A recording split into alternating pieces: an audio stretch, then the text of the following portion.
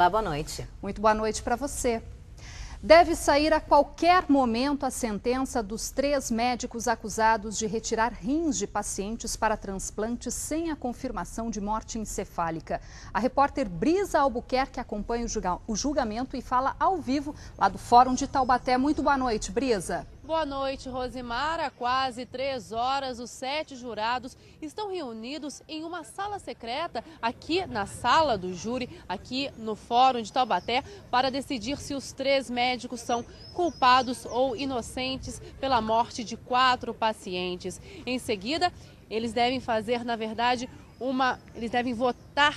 Eles precisam responder a 60 perguntas e em seguida será feita uma votação para definir se eles serão culpados ou inocentados dessas acusações. Em seguida, o juiz fará a leitura dessa sentença. Várias manifestações marcaram a retomada dos trabalhos aqui no Fórum de Taubaté no início da manhã. A fila para acompanhar o desfecho do julgamento começou horas antes dos portões do fórum se abrirem.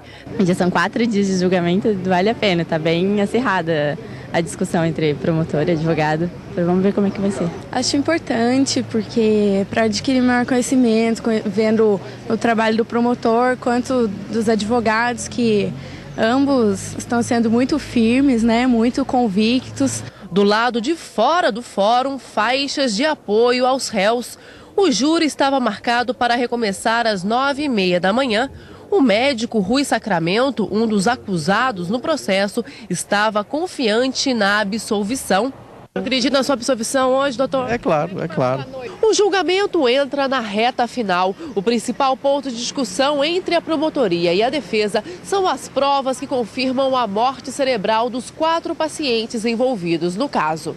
Sérgio Badaró, um dos advogados dos réus, disse que a promotoria não apresentou provas suficientes que confirmem que os pacientes estavam vivos no momento da cirurgia de retirada dos rins. Quando eu tenho vítimas que unanimemente, o próprio Dr. Calume nunca contestou isso, nem IML, CREMESP, que elas estavam em coma reativo, portanto praticamente mortas, o Ministério Público tem a obrigação de provar que elas estavam vivas. Se ele não provar, não houve homicídio. O promotor rebate a argumentação da defesa e diz que existem provas que confirmam que os pacientes não estavam mortos. Ela está na mão do jurado. Entreguei ontem, inclusive, cópia da perícia que diz que as pessoas não estavam mortas no momento das cirurgias. 7 blocos de documentos distintos entregues nas mãos dos jurados ontem. As 2 perícias, tanto do Conselho Regional de Medicina quanto do IML. Se isso não for suficiente, sinceramente, não vai ter um processo que vai ter prova suficiente no país. E ainda nesta edição você confere todas as informações do julgamento do caso Calume aqui em Taubaté.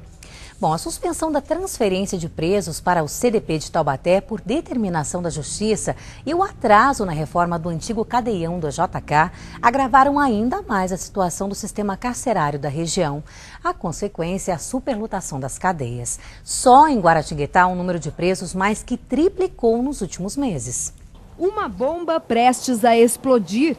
Esse é o sentimento de quem vive hoje ao lado da cadeia de Guaratinguetá. Localizada no centro da cidade, o local está superlotado. Alessandro não esconde o medo de rever cenas de violência na tentativa de fuga dos presos. A gente tem família, né? Então dá medo. O problema, que já era crônico, piorou com a proibição da transferência de presos para o CDP de Taubaté. Agora, a cadeia pública daqui de Guaratinguetá recebe detentos de 19 cidades da região. A população carcerária, que deveria ser de 64, já chega a 200. Tem excesso de preso na cadeia, condições sub-humanas de um ser humano viver. E outra coisa mais grave.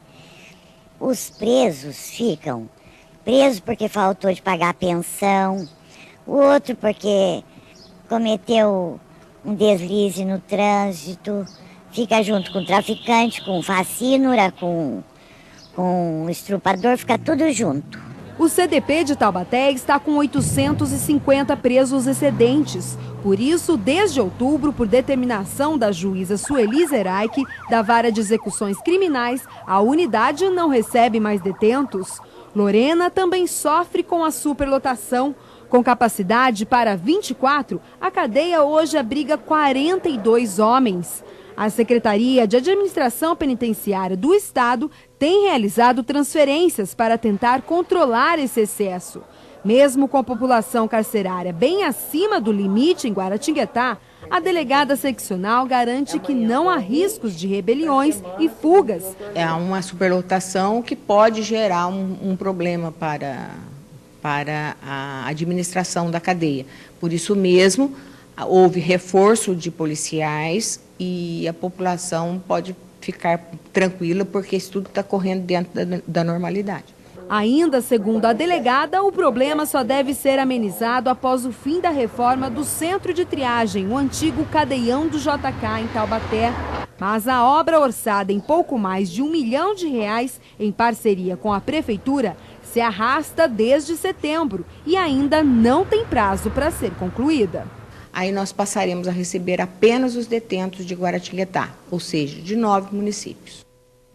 O namorado da jovem encontrada morta em um hotel de Pindamonhangaba na semana passada se apresentou esta tarde para a polícia. Acompanhado de um advogado, o principal suspeito pelo crime negou todas as acusações. Juliana Célia Francisco, de 21 anos, foi encontrada morta neste hotel, na região central de Pindamonhangaba, há 2 semanas. Ela e o namorado Francisco, Kleber dos Santos Cruz, de 32 anos, deram entrada em um dos quartos. No dia seguinte, Francisco deixou o hotel e informou à recepção que a namorada sairia depois. O corpo de Juliana foi encontrado 2 dias depois pelos funcionários do prédio. Segundo os familiares, minutos antes do namorado deixar o hotel, Juliana ligou para a mãe para dizer que estava tudo bem. De acordo com a polícia, a vítima não apresentava hematomas no corpo, mas foi submetida a exames que possam comprovar se houve envenenamento ou um mal súbito. O laudo ainda não foi divulgado. A polícia chegou a pedir a prisão temporária de Francisco, mas ela foi negada pela justiça. Em julho deste ano, a vítima já havia registrado um boletim de ocorrência por agressão contra Francisco. Permanecem foragidos os bandidos que explodiram um caixa eletrônico e danificaram outro na madrugada de hoje em Ubatuba. Segundo a Polícia Civil, o caso aconteceu no bairro Saco do Ribeira, a 15 quilômetros do centro da cidade. Os 2 caixas ficavam em um posto de combustível que na hora do crime estava fechado. Um dos terminais teve todo o dinheiro levado e há manchas de tinta rosa no local. O valor levado pelos ladrões não foi informado. Em instantes, aqui no Band Cidade, saiba como deve ficar o tempo amanhã na região. E ainda, os detalhes da campanha de hanseníase que acontece em São José dos Campos. A gente volta já agora às 6h59.